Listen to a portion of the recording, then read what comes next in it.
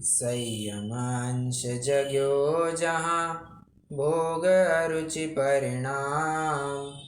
उदय प्रतिज्ञा को भयो प्रतिमाता को नाम।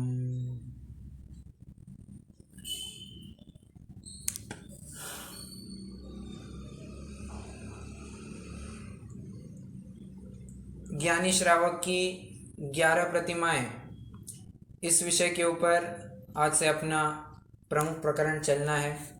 गत 5 कक्षाओं में भूमिका के रूप में अलग अलग विषयों के ऊपर अलग अलग बिंदुओं के ऊपर चर्चा करने के उपरांत अब हम मूल विषय में प्रवेश करने जा रहे हैं। परंतु मूल विषय में प्रवेश करने से पूर्व भी कुछ 1-2 छोटे बिंदु हैं जिनकी चर्चा करना मैं उचित समझता हूँ। तत्पश्चात अपन अपना विषय प्रारंभ कर सकते हैं। देखिए, सबसे पहले तो अपन शुरुआत से बात करते आ रहे हैं, ये व्रती जीव की चर्चा है, व्रती जीव की चर्चा है। परंतु एक बात की चर्चा अपन कर ही नहीं पाए, ये व्रत होते क्या है, व्रत कहते किन्हें हैं। तो कहा तत्वार सूत्र में सबसे पहले तो ये कहा, हिंसा नृत स्तेया ब्रह्म परिग्रहेभ्यो विरतिर व्रतम। 5 पाप और उनके त्याग रूप जो परिणति होती है, जो प्रवृत्ति होती है, उसे व्रत जानना। बराबर, हिंसा, अनृत, स्तेय, अब्रह्म और परिग्रह, विरतिर, इनसे विरति, इनसे निवृत्ति, उसे व्रत जानना। ठीक है, वह व्रत किस प्रकार का, कितने प्रकार का है, तो देश सर्वतोणु महति। अगर आप व्रत को सर्वदेश रूप में पालते हैं, कैसा व्रत, वो 5 पापों का त्याग रूप जो व्रत है, अगर आप उसको सर्वदेश में पालते हैं तो उसको अणुव्रत जानना। सॉरी, एक देश में पाल रहे हैं तो अणुव्रत जानना, और सर्वदेश में पाल रहे हैं तो उसको महति अर्थात महाव्रत जानना। ठीक है, अब ये जो 5 व्रत कहे हैं, अहिंसा व्रत, सत्य व्रत, आचौर्य व्रत, मैं जानबूझ के व्रत कह रहा हूँ, अणुव्रत या महाव्रत शब्द नहीं जोड़ रहा हूँ, क्योंकि व्रत कह करके मैं दोनों ही बातों को गर्भित कर रहा हूँ। तो अहिंसा व्रत, सत्य व्रत, आचौर्य व्रत, ब्रह्मचर्य व्रत और अपरिग्रह व्रत, तो इसके बारे में हम 5-5 अतिचार कहेंगे और 5-5 भावनाएं कहेंगे। भावनाएं मतलब जिनके पालन से व्रत व्यवस्थित रूप से पलेंगे, सुरक्षित रहेंगे, उन्हें भावना कहते हैं। और अतिचार जिनके करने से व्रतों में दोष उत्पन्न होते हैं, अतिचार का नाम दोष। ठीक है, जिनके करने से व्रतों में दोष उत्पन्न होंगे, त्रुटियां उत्पन्न होगी, उन्हें अतिचार जानना। ठीक है, अब प्रश्न ये उपस्थित होता है, ये अतिचार का वास्तविक अर्थ क्या है। हम थोड़ा सा अब उस विषय को एनालाइज करेंगे, तत्पश्चात एक और बिंदु है उसकी भी चर्चा करेंगे। देखिए, ये भावना द्वित्रिंशतिका, जिसे हम वर्तमान में नीरव निर्झर या सामायिक पाठ या भावना 32 के नाम से जानते हैं, तो आचार्य अमित गति द्वारा विरचित यह संस्कृत का छंद है। मैं उस छंद को आपको बोलता हूं। क्षतिम मनः शुद्धि विधेरतिक्रमं व्यतिक्रमशील व्रतेर्विलंघनम प्रभोतिचार विषयेषु वर्तनम वदन्त्यनाचार मिहाति सक्तताम। क्या कह रहे हैं, एक एक पद को विचारेंगे। पहले तो आप चाहे तो एक छोटा चार्ट बना दीजिए, चार्ट शायद अपन ने पहले भी बनाया हुआ है, परंतु आपकी तसल्ली के लिए ये चार्ट आप पुनः भी बना सकते हैं, कोई हर्जा नहीं। क्योंकि अब मैं कहता हूँ कि थोड़ा लिखने का काम अब थोड़ा चालू हो सकता है, और भले ही आपको रिपीट लग रही होगी कुछ बातें, तो मैं तो यही चाहूँगा कि आप उन बातों को पुनः नोट करें, ताकि क्या एक प्रॉपर रिकॉर्ड बन जाएगा आपके पास। ठीक है, देखिए ऊपर आप लिखेंगे अतिचार, उसके 4 हिस्से कीजिए। पहला है अतिक्रम, दूसरा है व्यतिक्रम, तीसरा अतिचार, चौथा अनाचार। अतिचार के 4 भेद कौन से कहे मैंने, अतिक्रम, व्यतिक्रम, अतिचार, अनाचार। फिर से अतिक्रम, व्यतिक्रम, अतिचार और अनाचार। मेरी आवाज आ रही है सबको बराबर से? ओके। क्या है इन चारों का मतलब, एक एक करके समझते हैं। क्षतिम मन शुद्धि विधेर अतिक्रमम, मन की शुद्धि का लोप होना, मन में किसी प्रकार का कोई विकल्प उत्पन्न होना। विधेर अतिक्रमम, उसको अतिक्रम जानना, ठीक है। व्यतिक्रम शील व्रतेर विलंघनम, और शील व्रत का उल्लंघन कर देना, जो फेंसिंग लगाई थी उसको भी थोड़ा एक्सीड कर जाना, उसको व्यतिक्रम जानना।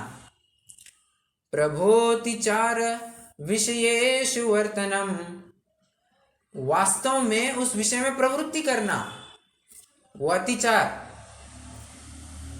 वदन्त्यनाचारमिहाति सक्तताम, उस विषय में प्रवृत्ति करके उस विषय में अति आसक्त होकर प्रवृत्ति करना, ये अनाचार। अब आप कहेंगे तीसरे में और चौथे में, दोनों में तो एक ही बात कह रहे हैं, फर्क समझना। तीसरा जो अतिचार कहा हमने, वहां पर भले ही विषयों में प्रवृत्ति दिख रही है, परंतु वहां पर खेद भाव है और उसके बाद तुरंत प्रायश्चित प्रतिक्रमण हुआ करता है। अनाचार में जो विषयों में प्रवृत्ति हुई है वो अति आसक्तता पूर्वक हुई है, और अनाचार के पापों के लिए कोई भी प्रायश्चित प्रतिक्रमण नहीं हुआ करता है, ठीक है।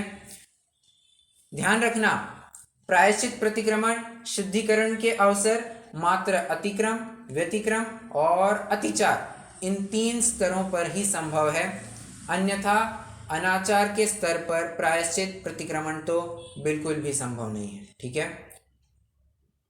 अच्छा, एक बात आई थी व्यतिक्रम में कि शील व्रत का उल्लंघन कर जाना। ये शील व्रत का उल्लंघन कर जाना, अपन इसको किस रूप में ले सकते हैं?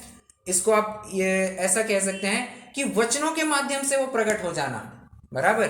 देखिए, अतिक्रम में आप मन के स्तर पर ले सकते हैं, व्यतिक्रम में आप वचन के स्तर पर ले सकते हैं, और अतिचार में और अनाचार में दोनों में काय के स्तर पर भी प्रवृत्ति हो जाती है।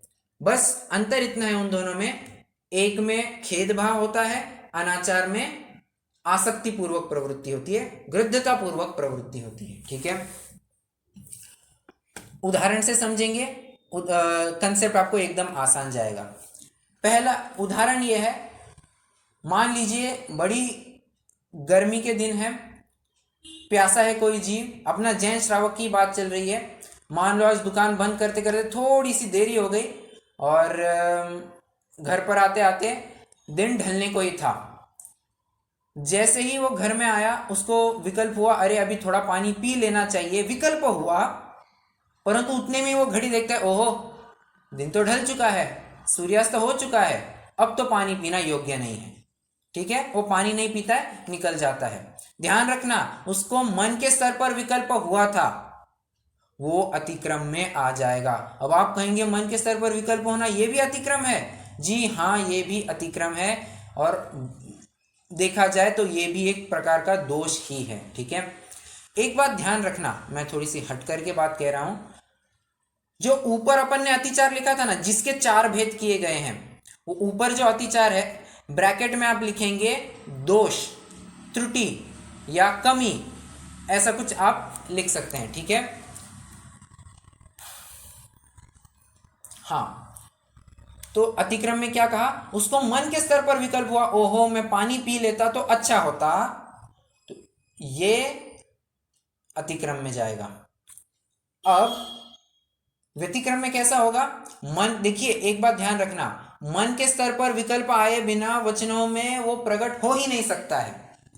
मन रूपी फैक्ट्री में जब तक शराब पैदा होती रहेगी तब तक वो वचन रूपी दुकानों में सप्लाई की जाएगी, और जब तक वचन रूपी दुकानों में सप्लाई होगी तब तक काय रूपी ग्राहकों के पास उसकी बिक्री होती ही जाएगी।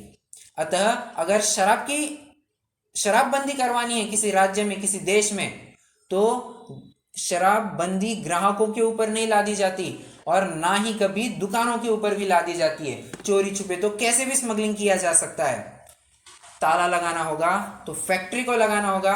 अगर सोर्स ही खत्म हो गया तो आगे के सब जरिए खत्म हो जाएंगे, बराबर है। पानी के प्रवाह को अगर मेन सोर्स पर ही रोक दिया तो आगे पानी बहेगा ही नहीं, बराबर है। उसी प्रकार अगर आगे बात कब बढ़ती है, जब वो मन में आती है, फिर वचन में आती है और उसके बाद काय में आती है। काय में सबसे लास्ट आती है, ठीक है। तो मन में आए बिना वो वचनों में तो आ ही नहीं सकता, मतलब अतिक्रम से बढ़कर के अब ये व्यतिक्रम में जा रहा है। व्यतिक्रम में कैसे जा रहा है, अरे थोड़ा पानी ला दो, मुझे प्यास लगी है, ऐसा बोल दिया, परंतु उतने में देखता है कि दिन तो ढल चुका है, छोड़ देता है विकल्प। वचनों के माध्यम से उसकी प्रवृत्ति हुई, हो गया, व्यतिक्रम लग गया। अतिचार, इतनी हबड़ हबड़ में वो घर पर आया था, न कुछ भान न कुछ देखा नहीं, आव न था, उसने सीधा ग्लास उठाया और पानी पी लिया, परंतु उसके बाद उसको पता चला कि ओहो दिन तो चला गया था, मुझे पानी पीना ही नहीं चाहिए था, ये अपन ने बहुत बड़ी गलती कर दी है, ये अपन को पाप लगा है, इसका हमें प्रायश्चित करना चाहिए। ये हो गया अतिचार। पानी तो पी लिया था, दिन ढलने के बाद पानी पी लिया, हो गया अतिचार। परंतु अगर कोई ऐसा जीव हो, यार एक दिन पानी पी लिया तो क्या हो गया, यहाँ जान चली जा रही है, जान बची लाखों पाए, अगर जान है तो जहान है, जान ही नहीं रहेगी, प्यासा ही मर जाऊंगा, तो इन सब का क्या होगा, अरे मेरे धर्म का क्या होगा, ये व्रत तो तभी पलेंगे ना जब मैं जिंदा रहा। ऐसी प्रवृत्ति या ऐसे विचार पूर्वक अगर कोई विषयों में प्रवृत्ति करता है, खत्म, वो तो अनाचार में ही चला जाएगा और उसके लिए कोई प्रायश्चित प्रतिक्रमण का विधि विधान नहीं होता है। समझ में आ रहा है ये अपन क्या कह रहे हैं, मतलब अतिचार के चार भेद क्या होते हैं, उनका स्वरूप क्या है, ये समझ में आया विथ एग्जाम्पल। ओके, प्रायश्चित क्या लेगा फिर वो? अच्छा, प्रायश्चित क्या लेगा, जो गुरु, जो उसके गुरु योग्य समझे उस प्रकार से दे देंगे। हम कुछ नहीं कह सकते कि प्रायश्चित क्या होगा।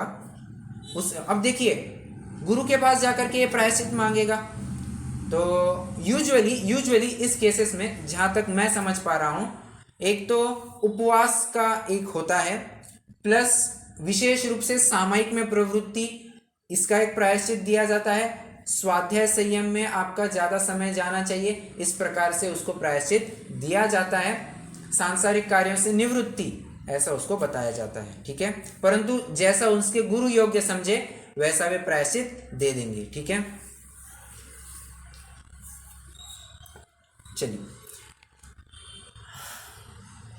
अब अपन आगे बढ़ते हैं। अतिचार का प्रकरण हो गया। अब दूसरा टॉपिक, एकदम टॉपिक तुरंत शिफ्ट होने वाला है, रिलेटेड टॉपिक ऐसा एज सच है नहीं।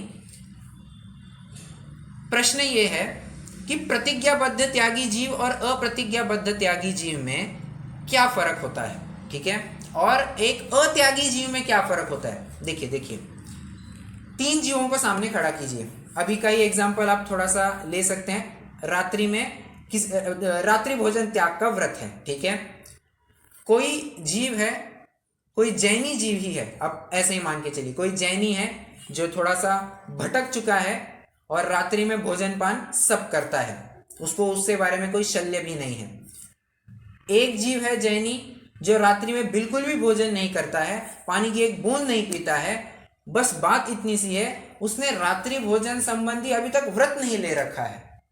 और तीसरा जो जीव है वो तो रात्रि में पानी तो दूर, उसने तो नियम ही ले लिया है कि मैं रात्रि में भोजन करूंगा ही नहीं, वो व्रत ले चुका है, प्रतिज्ञा ले चुका है।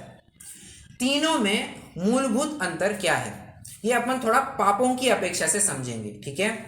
आप चाहे तो इसमें भी एक छोटा सा चार्ट बनवा सकते हैं, 4 कॉलम बनेंगे इसमें। पहला लिखेंगे पाप, दूसरा लिखेंगे जीव क्रमांक 1, तीसरे में लिखेंगे जीव क्रमांक 2, चौथे में लिखेंगे जीव क्रमांक 3, ठीक है।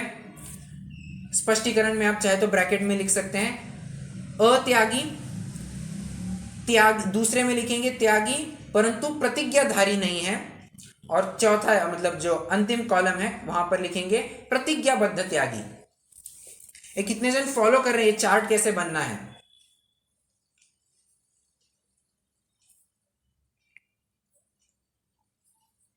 हालांकि ये भी मुझे ऑन द फ्लाई अभी जस्ट सूझा है, इसलिए मैं भी अभी बता रहा हूं आपको।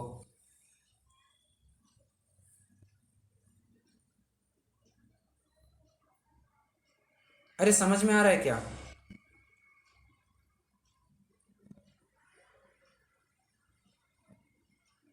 जी आ रहा है। अच्छा बस। तो जो पाप का कॉलम, पहला कॉलम था, उसमें लिखेंगे अविरमण रूप पाप, और दूसरा कॉलम लिखें, दूसरे लाइन में लिखेंगे परिणमन रूप पाप। एक लाइन छोड़ के लिखेंगे तो भी कोई दिक्कत नहीं है। अविरमण रूप पाप और परिणमन रूप पाप, ठीक है। क्या है ये अविरमण और क्या है ये परिणमन, समझते हैं। जो जीव, अब पहले जीव की चर्चा करते हैं जो रात्रि में खान पान सब करता है। अब उसके जब वो जिस समय में वो रात्रि भोजन कर रहा है, उस समय में उसके परिणमन रूप पाप चल रहा है, ठीक है। और जिस समय में वो भोजन नहीं कर रहा है, तब भी उसके पाप चल रहा है, पाप का आश्रव हो रहा है, परंतु वो आश्रव कहा जाएगा अविरमण रूप पाप संबंधी आश्रव, ठीक है। जब कार्य में प्रवृत्ति होती है तब परिणमन रूप पाप कहा जाएगा, और जब कार्य में प्रवृत्ति नहीं होती है, अदरवाइज अदर टाइम में होती है, तब उसको अविरमण रूप हिंसा, अविरमण रूप पाप कहा जाता है। ये पहले जीव के बारे में बात हुई, मतलब उसके अविरमण रूप पाप भी चल रहा है, परिणमन रूप पाप भी चल रहा है। दूसरा लेते हैं। दूसरा है जो रात्रि भोजन करता तो है नहीं, परंतु व्रत भी नहीं ले चुका है। तो इसके केस में भले ही इसको परिणमन रूप पाप ना लगे, परंतु अविरमण रूप पाप तो इसको चल ही रहा है। बस वो जो आखिरी जीव की चर्चा अपन ने की थी, उसके केस में ना आपको अविरमण रूप पाप पाया जाएगा, ना ही परिणमन रूप पाप पाया जाएगा। कितने जन समझ रहे हैं, फॉलो कर रहे हैं बात को? अविरमण और परिणमन, कोई दोहराएगा इसको तो मैं समझूंगा फिर। अब मुझे आगे बढ़ने की जरूरत है, आपको समझ में आ गया है।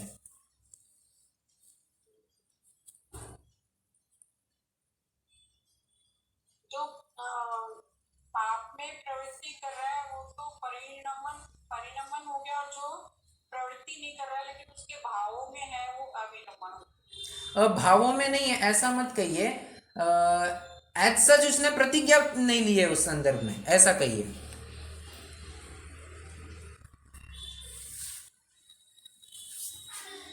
ठीक है।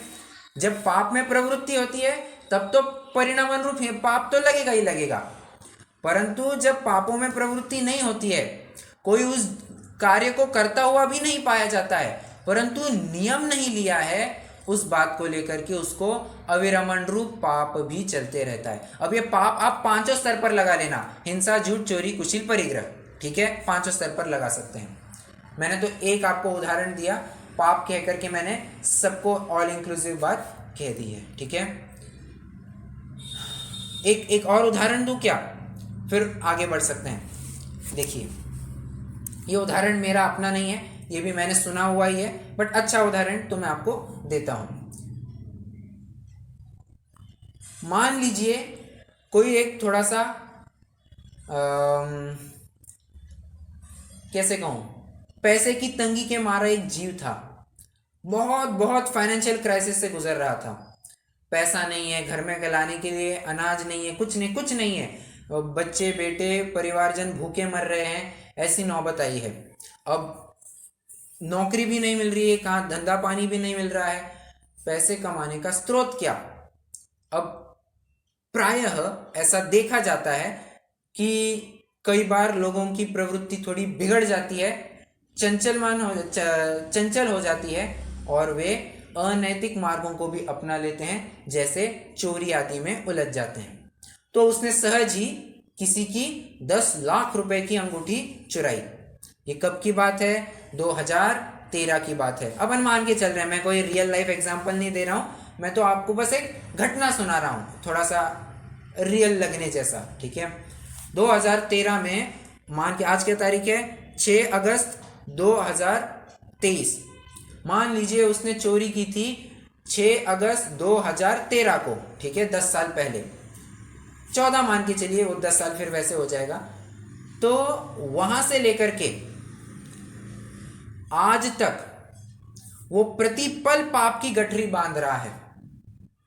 भले ही वो एक समय भी चोरी नहीं कर रहा है, फिर भी उसको निरंतर चोरी का आश्रय हो रहा है। इसी को कहेंगे अविरमण रूप चोरी। और परिणामन रूप चोरी आप कब कहेंगे? जब एक्चुअल में वो चोरी कर रहा था, तभी हम उसकी परिणामन रूप चोरी कहेंगे, ठीक है। जब वो चोरी छुपे दबे पांव से वो सेठ के घर में गया, उसकी तिजोरी खोली, वो अंगूठी निकाली, तिजोरी चुपचाप बंद की और निकल आया, उस समय में उसकी परिणामन रूप हिंसा का पाप कहेंगे। और परिणामन रूप पाप भी आप जानते हैं, देखा जाए, थोड़ा सा सूक्ष्मता से विचार किया जाए, एक समय के ऊपर होता है नहीं, ज्यादा काल के लिए चलता होगा तो अविरमण रूप पाप चलते रहता है। मतलब अदर देन, अब ऐसे एक अपेक्षा से आपने जो पहले कहा था कि अदर देन पापों में प्रवृत्ति जब होती है, मतलब अदर टाइम में, तो उस समय में अविरमण रूप पाप चलता है। परंतु वो भी कैसे? प्रतिज्ञाबद्ध त्यागी नहीं है, एज सच उसने उस पाप का पूर्णतः त्याग नहीं किया है, इसलिए उसको वो अविरमण रूप पाप लग रहा है, ठीक है। चलिए, ये उदाहरण भी हो गया अपना। अब अपन 11 प्रतिमाओं के स्वरूप को प्रारंभ करते हैं, ठीक है। हाँ जी, कोई प्रश्न है? जी हाँ जी, फिर हमको तो निरंतर ही पाप लग रहा होगा। Of course. हाँ, अब ये स्वयं सभी को सेल्फ इवैल्यूएशन करने की बात है। जब तक प्रॉपरली उस संदर्भ में हम पाप का त्याग नहीं कर देते हैं, व्रतों को पालन नहीं करते हैं, तब तक अविरमण रूप पाप तो लगते ही रहता है। अब देखिए, हम आप सभी रात्रि में भोजन अभी कर रहे हैं क्या? नहीं कर रहे हैं। प्रतिज्ञाबद्ध त्यागी है क्या? नहीं है। तो पाप तो लग रहा है, भले ही डायरेक्टली नहीं लग रहा है, इनडायरेक्टली तो लग ही रहा है। बड़ी खतरनाक बात है ये समझने लायक बिंदु है, ठीक है। तो चोरी में कैसे लगेगा? वो तो कोई भी नहीं करता हुआ। देखिए, चोरी में, अच्छा, उसने वो वस्तु चुराई और अपने पास रखी है, लौटाई नहीं है ना, मतलब अभी भी उसके पास वो चोरी की वस्तु पड़ी हुई है। पॉइंट नंबर 1, ये तो अपन ने चोरी करने के बाद की अपेक्षा विचार किया। उसने अपन ने चोरी की है, इसका एहसास है क्या? भले ही एहसास होगा, परंतु उस संदर्भ में उसने कोई उसे पुनः लौटाने की कोशिश वगैरह की क्या? नहीं।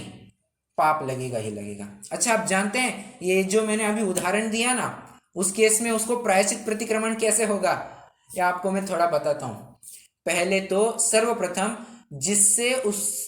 जिसके घर से उसने चोरी की थी, पहले तो उसको जाकर के वो चोरी की वस्तु लौटाए और अपने मुख से कहे कि देखिए, ये समय था, ये परिस्थिति थी, मैंने तब जाकर के चोरी छिपे आपके घर से अंगूठी चुराई है, ऐसा पहले कहे, माफी मांगे उस जीव से। ये उसका प्रायश्चित नहीं है। प्रायश्चित तो अब इसके बाद चालू होगा।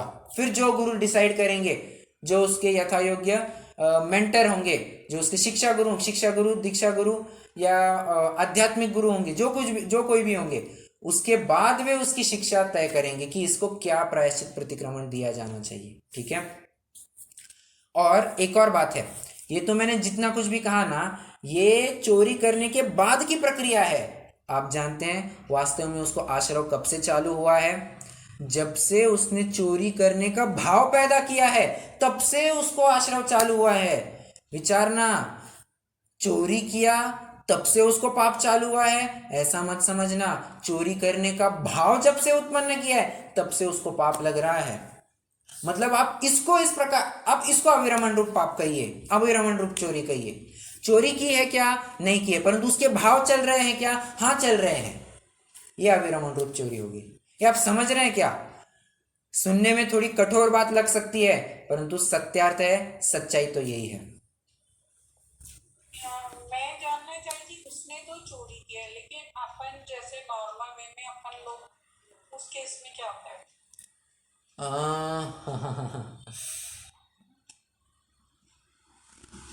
अच्छा, अपन तो सज्जन जीव है, अपन तो चोरी करने का नाम भी नहीं लेंगे। जैनी है, जैनी क्यों चोरी करेगा? बात आपकी बिल्कुल सही है। फिर भी अपन ने अगर यदि प्रतिज्ञाबद्ध त्यागी नहीं है तो भी चोरी का पाप कैसे लगेगा? ऐसे ही लगेगा। प्रतिज्ञाबद्ध त्यागी नहीं है इस रूप से ही लगेगा। मतलब देखिए, प्रतिज्ञाबद्ध त्यागी नहीं है इसका अर्थ क्या? कहीं ना कहीं मन में ये शल्य पड़ा हुआ है कि अगर चूक जाए तो, अगर कहीं किसी कोई अवसर बन गया और मुझे चोरी करनी पड़े तो, तब तो मैं मेरे व्रत टूट जाएगा ना। इसलिए उस परिस्थिति को ध्यान में रखते हुए मैं अभी के लिए कोई प्रतिज्ञा नहीं बना रहा हूं। ये उसी का परिचायक है कि भविष्य में आप कभी ना कभी चोरी कर सकते हैं। इस प्रकार से आपको चोरी का पाप लगेगा। समझ में आया या नहीं? जी भैया। पक्का समझ में आया? नहीं तो मैं फिर से बताता हूं, कोई दिक्कत नहीं है। सबको सबको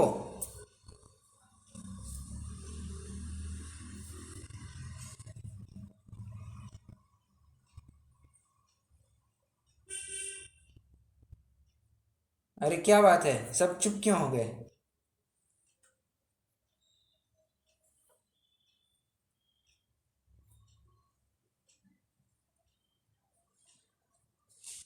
ठीक है, मैं मान के चलता हूं आपको समझ में आया होगा। नहीं समझ में आया तो रिकॉर्डिंग तो आपके पास है ही, आप इसको चाहे तब रेफर कर सकते हैं। ठीक है, हाँ। कोई और प्रश्न है? नहीं तो फिर अब मूल विषय में प्रवेश करने का समय आ चुका है।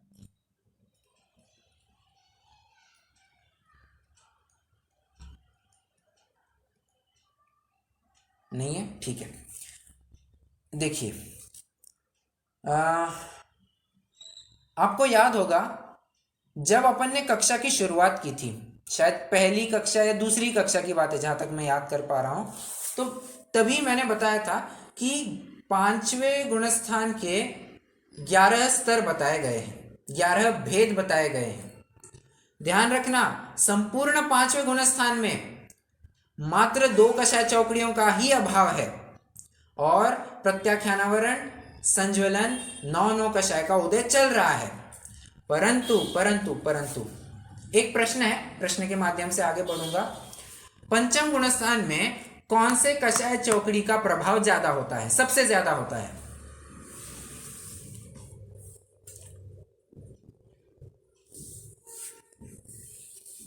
बोलिए। बराबर, प्रत्याख्यानावरण का उसका विशेष रूप से प्रभाव पाया जाता है पांचवें गुण स्थान में। और प्रत्याख्यानावरण के उदय से होता क्या है? यह जीव पूर्ण सकल संयम को प्रकट नहीं कर सकता है। ठीक है, हाँ। तो ये प्रत्याख्यानावरण का उदय संपूर्ण पांचवें गुण स्थान में पाया जाएगा जाएगा जाएगा। ठीक है, मतलब पहली प्रतिमाधारी जीव क्या ना हो और अलग शुल्लक अलग लेवल के 11वीं प्रतिमाधारी जीव क्यों ना हो, दोनों के प्रत्याख्यानावरण का उदय पाया जाएगा। फिर भी इनमें कोई अंतर है या नहीं है? तो कह रहे अंतर है। प्रत्याख्यानावरण का उदय और मंद होते जाए, जीव की आत्मिक विशुद्धता और बढ़ती जाए, प्लस प्लस प्लस बाहर में शुभ भाव शुभ परिणाम बढ़े, प्लस एक और बात कह रहा हूं, तदनुरूप बाह्य आचरण में भी बदलाव आए, तब जाकर के हम ये एक ही गुण स्थान में 11 स्तर देख सकते हैं। ठीक है, जैसे जैसे कोई एक कक्षा है, कक्षा में ही 60 बच्चे हैं, तो 60 बच्चों की 60 रैंकिंग क्यों आती है? कक्षा तो उनकी एक ही है। सॉरी, क्लास तो एक ही है, 60 students is the strength of that class. Still why are there 60 ranks in that one class itself where the teacher is the same, the principal is the same, the books are the same, the syllabus is the same, but still there are 60 different ranks? Why is this so?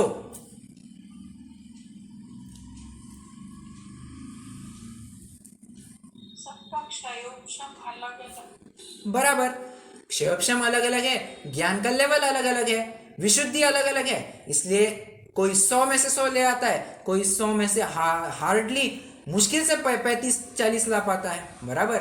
उसी प्रकार ये प्रत्याख्यानावरण की विशुद्ध मतलब प्रत्याख्यानावरण के मंदता के ऊपर निर्भर करता है। अगर आपके प्रत्याख्यानावरण का थोड़ा ज्यादा उदय है, थोड़ा तीव्रता की तरफ है उदय, तो हो सकता है आप पहले गुणस्थान में पाए जाए।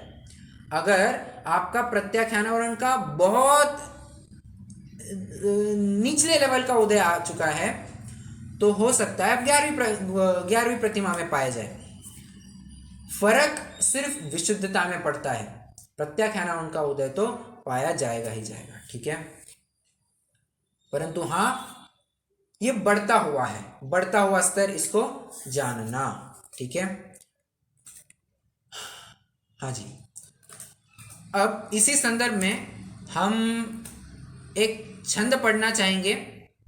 रत्नगण श्रावकाचार्य का 136 नंबर का श्लोक है, उसको पढ़ेंगे और फिर अपन 11 प्रतिमा का प्रकरण चालू भी कर सकते हैं। हाँ, 136 नंबर का छंद इस प्रकार है। सम्यक दर्शन शुद्ध संसार शरीर भोग, नहीं, क्या, अरे यार मैं भूल गया। हाँ देखिए, रत्नाकर श्रावकाचार्य खोलना पड़ेगा। श्रावकाचार्य,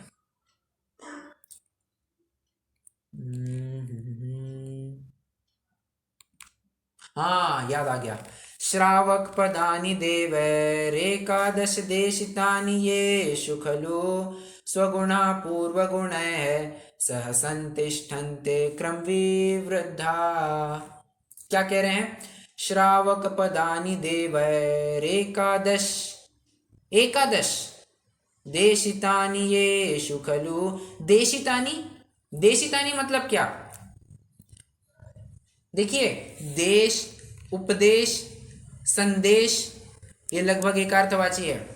उपदेश मतलब क्या? उपदेश मतलब क्या?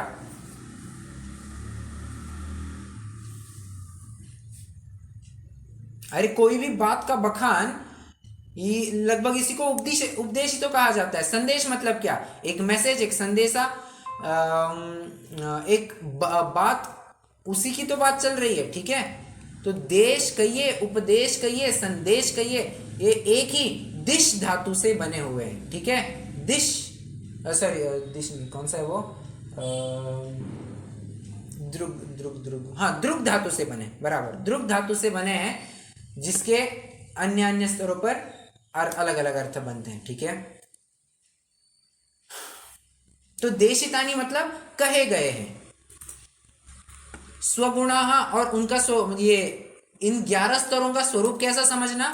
स्वगुणाः पूर्व गुणे है, सह संतिष्ठन्ते क्रम विवृद्धा।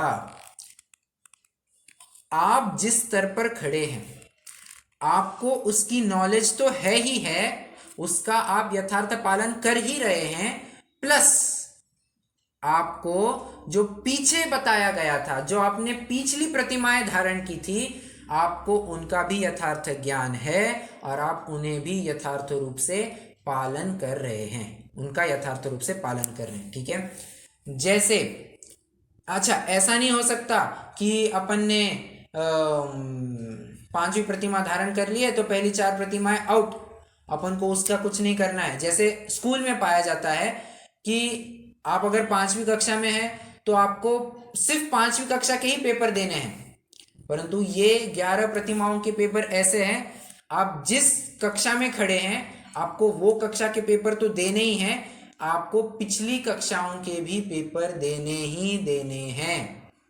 जैसे अभी अभी मैं कह रहा था कि आप 5वीं प्रतिमा मान के चलिए, सचित्त त्याग प्रतिमा, इसका मतलब ये नहीं बनता कि आप दर्शन प्रतिमा को ऐसे ही उड़ा देंगे, सामायिक प्रतिमा को ऐसे ही उड़ा देंगे ना। आपको करंट ईयर की, मतलब करंट प्रतिमा को तो फॉलो करना ही है, पहले की जो 4 प्रतिमाएं हैं उनका भी यथा योग्य पालन, यथा योग्य मतलब निरतिचार पालन तो करना ही होगा। विचार कीजिए, अगर आपको कोई कहे कि ये अभी आप जो 11 प्रतिमाओं का विषय पढ़ रहे हैं, आपको इसका पेपर तो देना ही है, प्लस आपको आपने जो पहले पढ़ रखा है ना, जैन सिद्धांत प्रवेशिका, छेड़ाला, गुणस्थान, आपको इनके भी पेपर देने हैं। प्रश्न है मेरा, वो रिस्पॉन्सिबिलिटी, वो लेवल अपना बढ़ेगा या घटता जाएगा? टफनेस, डिफिकल्टी बढ़ेगी या कम होगी?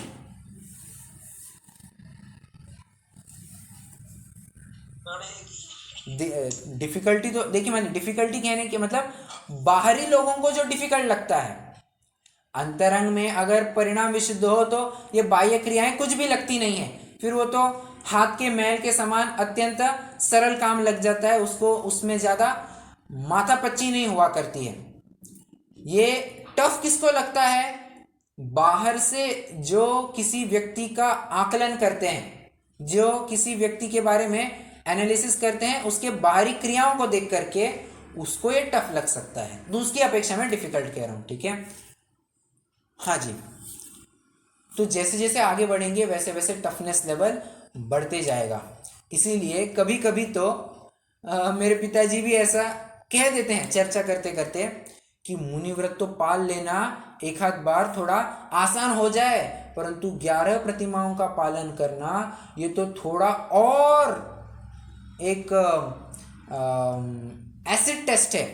मतलब एक अब मुझे शब्द नहीं मिल पा रहा है कि एक सच में एक कसौटी है, एक टेस्ट है वो, जो पार करना थोड़ा और दुष्कर लगता है। देखिए ना, मुनिराज तो अष्टमी चौदस के दिन भी आहार के लिए निकल सकते हैं। प्रतिमाधारी जीव को नियम से अष्टमी चौदस और उनके आगे पीछे के दिन पुरुषों को उपवास करना ही करना है। और बोलिए और किस प्रकार हो सकता है कि मुनिराज तो सामान्य सी हल्की बूंदाबांदी हो रही हो, मतलब जिसे एकदम ड्रिजलिंग कहते हैं अंग्रेजी में, शुद्ध अंग्रेजी में कहना चाहूं तो मुनिराज तो उस काल में भी निकल सकते हैं आहार के लिए, श्रावक लोग नहीं निकल सकते हैं। मतलब 11वीं प्रतिमाधारी जीव आहार के लिए नहीं निकल सकते हैं। विचार कीजिए कितनी, मतलब बहुत और सारी बातें हैं। एक और बात, मुनिराज तो अंजलि पुट में आहार ले लेते हैं।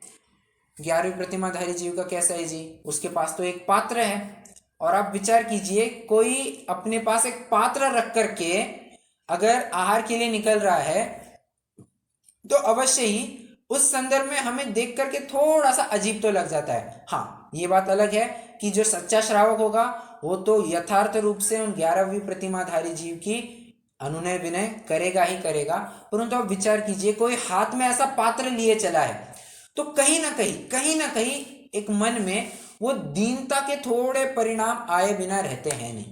आप कहीं सफर कर रहे होते हैं, आप रास्ते से गुजर रहे होते हैं, तो होता है ना कई बार ऐसे बीच चौराहे पर ही ये गरीब लोग होते हैं जो कटोरा लेकर के हमसे कुछ भिक्षा मांगते हैं, तो कटोरा देख करके वो दीनता के परिणाम उनके बारे में आते हैं या नहीं आते हैं?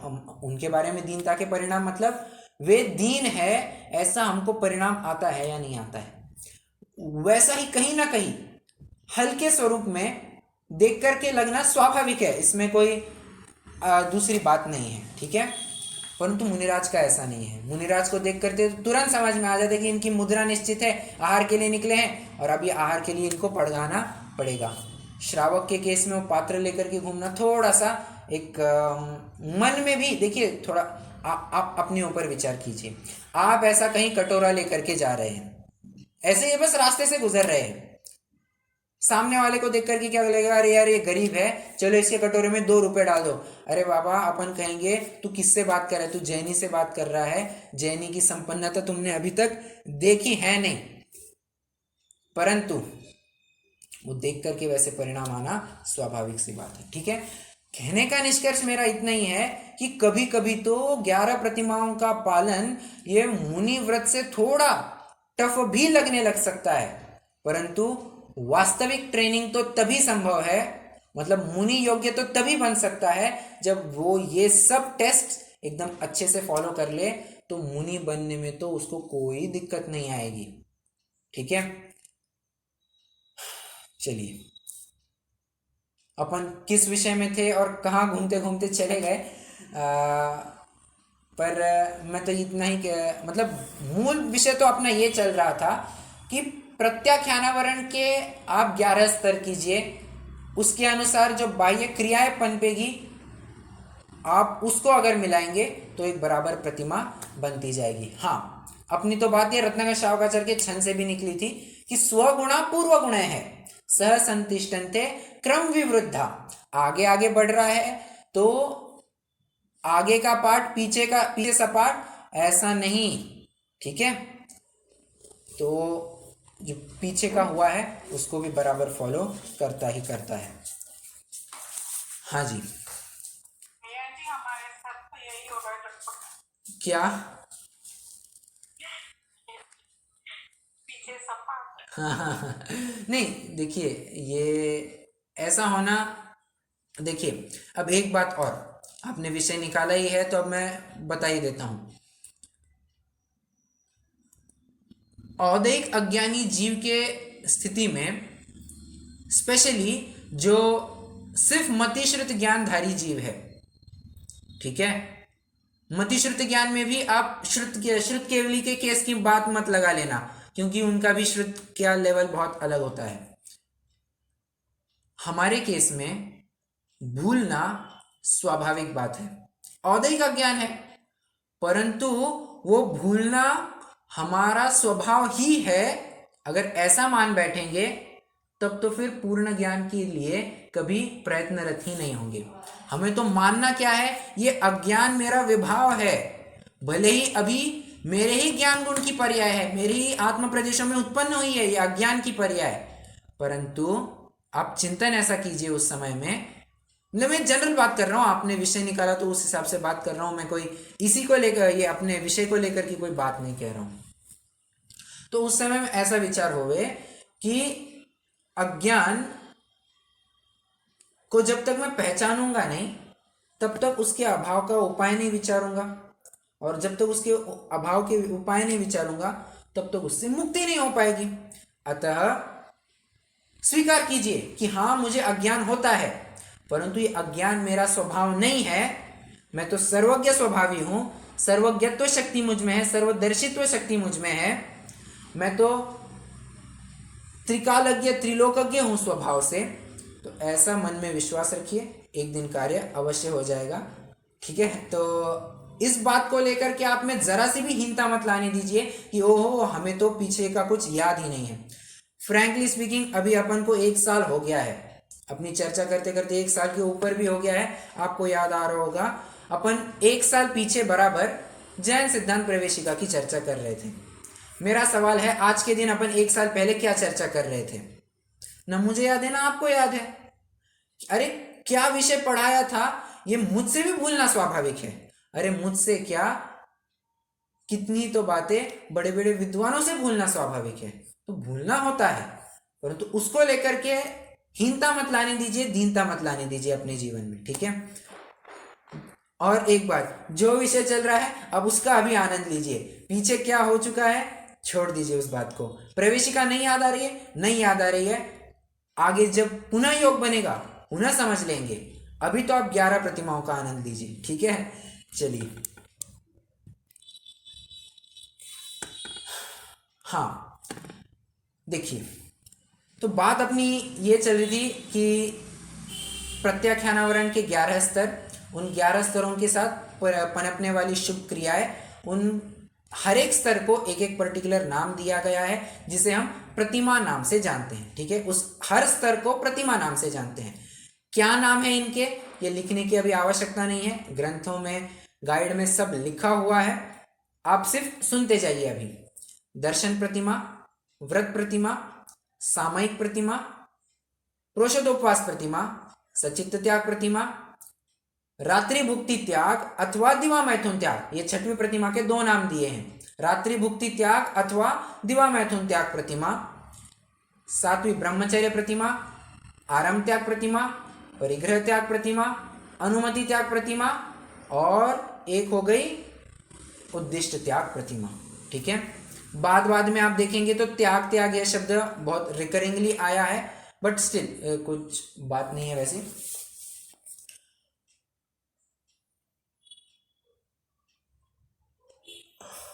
एक मिनट।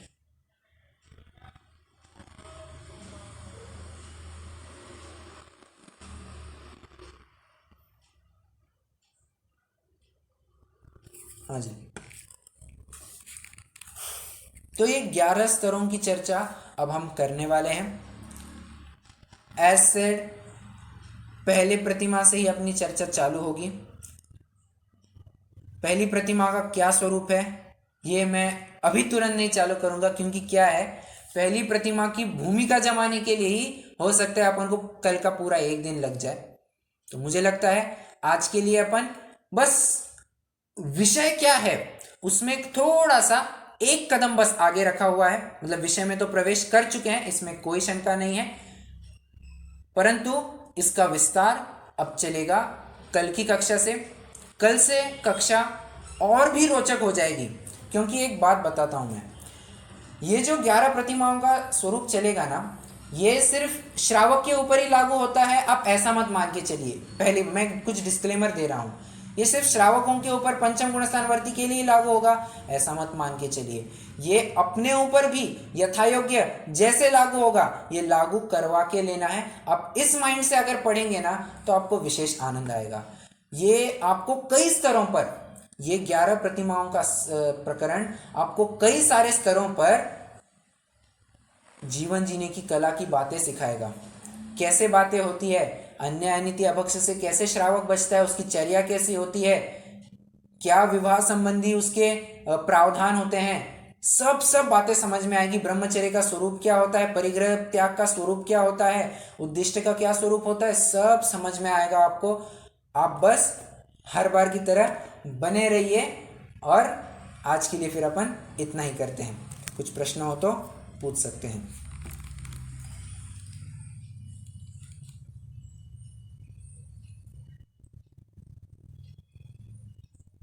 नहीं है,